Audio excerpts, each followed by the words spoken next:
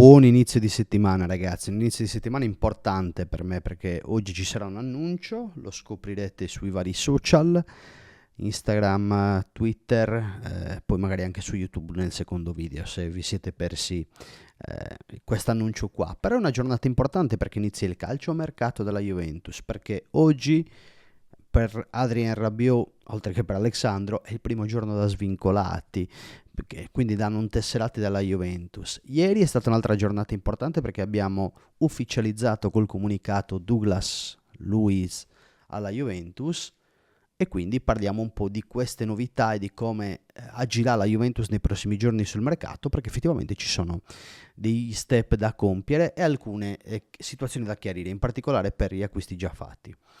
Bentornati ragazzi, intanto come state? Mi auguro bene, sono curioso di leggere poi i vostri commenti sotto, mi raccomando, sostenete il canale in che modo? Con l'iscrizione, insomma, col vostro like, siamo vicini ai 100k ragazzi, 3000 iscritti, 3000, forza e coraggio, ho bisogno di voi. Allora, partiamo da un inizio al volo su Douglas Luiz. La Juventus non ha messo nel comunicato la cessione di Barrenechea e Ealing Junior, quasi facendola risultare un po' slegata dalla situazione di Douglas Luiz. Quindi mi aspetto che venga contabilizzato in che modo? Tutti i 50 milioni più l'1,5 di oneri eccessivi eccetera vengono messi a bilancio e 50 milioni vengono portati poi in ammortamento per i 5 anni di contratto, se non vado errato è fino al 2029. E quindi cosa significa ragazzi? 5 anni, il costo di Douglas Luiz a livello di ammortamenti è di 10 milioni l'anno, più va aggiunto il costo dell'ingaggio. Questo è il costo di Douglas Luiz.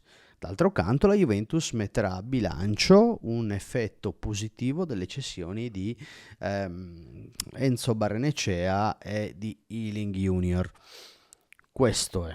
E questa cosa è stata fatta prima della chiusura del mercato, per cui gli effetti e i benefici di questa cessione andranno a incidere sul bilancio che è appena chiuso, quindi il bilancio dell'anno scorso, ecco, per intenderci. 2023-2024 e non 2024-2025.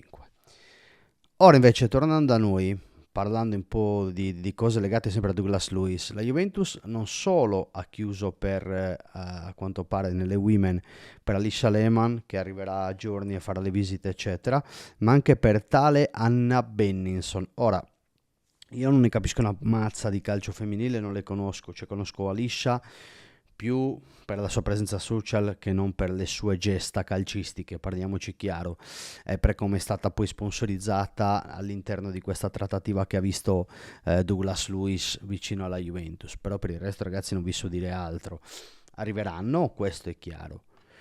Per adesso ragazzi c'è un bel po' di roba da fare, perché c'è da risolvere la questione Szczesny di Gregorio, perché di Gregorio è un affare fatto, si aspetta solamente che vada l'uno e poi arrivi l'altro, non per una necessità economica eccetera, ma perché la Juventus non vuole ingolfarsi, quindi prima toglie, poi qualcuno entra. E a proposito di toglie c'è anche Mourinho che vuole McKennie, sta insistendo, c'è il Paris su Hausen, per cui anche lato cessioni dobbiamo stare molto attenti a tutti i prossimi sviluppi, perché queste situazioni qua vanno poi a sbloccare delle situazioni in entrata. Molto semplice, la Juventus in questo momento mi pare che abbia pensato di lavorare con una cessione, un acquisto, una cessione, un acquisto. Questo per snellire, ma piano piano, facendolo a modo. Ora io ve lo dico, su McKennie mi sono già espresso in qualche video fa e vi ho detto per me fa una boiata pazzesca, cioè di rifiuta l'Aston Villa perché vuole una buona uscita e sta accettando di andare in Turchia, che è un campionato di gran lunga inferiore alla Premier e di gran lunga meno competitivo, meno rischia di finire nell'oblio sto ragazzo. Guarda, ragazzi, se dovesse arrivare un'offerta dall'Arabia che ce lo pagano bene e lo riempiono di soldi, secondo me lui ci va lì, a riprova del fatto che probabilmente l'interesse sulla competitività e sulla propria carriera e il focus non sia legato al percorso, ma bensì al cash, che ci può stare, tutto è lecito e quindi poi possiamo approvare o meno, ma questo è il pari, ragazzi, su Hausen pesantemente, anche perché vogliono fare delle cessioni tra cui Milan Skriniar, giusto per, è finito fuori dal progetto. Hausen potrebbe essere pagato cash per una cifra vicina ai 25-30 milioni, e questa è un'altra situazione interessante. Di impellente c'è ovviamente sempre Khéphren Thuram. È un piccolo retroscena che ci ha svelato anche Alfredo Pedullà.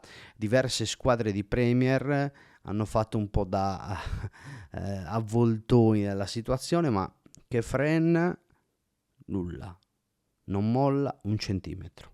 Vuole la Juve a tutti i costi. La Juventus ai costi ci guarda e anche bene. Cosa vuol fare? Vuole portare al Nizza un'offerta da 16-17 milioni e aggiungere qualche bonus. Per 20 milioni complessivi questa offerta potrà essere poi approvata dal Nizza, e a quel punto Khéphren Thuram potrebbe venire alla Juventus, dovrebbe essere lui il secondo colpo in entrata. Nel frattempo che Di Gregori in stand by. Poi se si sblocca prima quell'affare, io sono convinto che la Juventus chiude tutto in un lasso temporale molto molto stretto, però mi pare chiaro che Di Gregorio sia ormai roba nostra, e quindi questa è l'altra situazione. Voglio fare invece poi anche complimenti ai social media della Juventus. Mi è piaciuto come hanno presentato Douglas Luiz, che ha lasciato un videomessaggio, ha detto che vuole vederci tutti allo stadio, che ci aspetta all'Allianz Stadium, eccetera eccetera. Sarà molto curioso, però ripeto, adesso viene il bello, perché a livello cessioni Giunto li sta presentando bene, però adesso c'è veramente la ciccia vera, e le cessioni che si sbloccano, cioè scusate, e gli acquisti che si sbloccano direttamente con le cessioni. Qualcuno ha ipotizzato, al di là per il centrocampo, si passa a Khéphren, che è quasi fatta, e poi c'è l'offensiva per Koopmeiners, ma l'offensiva per Koopmeiners va giustificata a livello economico in qualche modo con qualche operazione in uscita, per cui aspettiamocele prima o poi. C'è stato anche qualche contatto per Mattia Soulé, c'è qualche squadra che è interessata, però occhio, perché secondo me gode della stima importante di Thiago Motta, e vediamo un po' anche la situazione Chiesa. Io credo che tanti su Chiesa abbiano dei dubbi, soprattutto legati al suo scarso rendimento negli europei, e per cui c'è il timore di tanti tifosi juventini, ma non è che questo qua si è perso, cioè si sta smarrendo la propria strada. Ecco, Chiesa credo che al di là di tutto abbia una scelta delicata: cercare di capire cosa è meglio per lui a livello di carriera, rimanere alla Juve con Thiago Motta, imparare qualcosa in più, parlare con l'allenatore, cercare di convincerlo con le qualità che si ha, ed essere disponibili anche a migliorare e a cambiare se necessario. Se invece pensa di essere la star alla Juventus e pretende, a quel punto la Juventus, a mio parere, farebbe bene a ragionare su una cessione, piuttosto valorizzare un Mattia Soulé e ragionare su un eventuale altro esterno, che potrebbe essere, che ne so, Jadon Sancho, un nome a caso, perché questo è l'altro nome che sempre Pedulla e tanti esperti di mercato accostano continuamente alla Juventus. Questo è ad oggi quel che c'è da dire. Un lunedì mattina un po' scarno di notizie, sempre le stesse, sì. Qualche aggiornamento, sì. Ci tenevo a chiarire la situazione di bilancio di Douglas Luiz e farvi un recap al volo. Il vero recap, ragazzi, ve l'ho fatto, ma ci tenevo anche a dirvi che sono molto contento di questa cosa che sto per fare, e oggi, ripeto, vedrete questo annuntio vobis gaudium magnum. Abemus annuncio, dai, non facciamo i blasfemi. Ragazzi, iscrivetevi al canale e aiutatemi a crescere, che ho bisogno di voi, perché da 100.000 si sbloccano un sacco di situazioni differenti. Garantito al limone. Ciao belli, a più tardi, mi raccomando.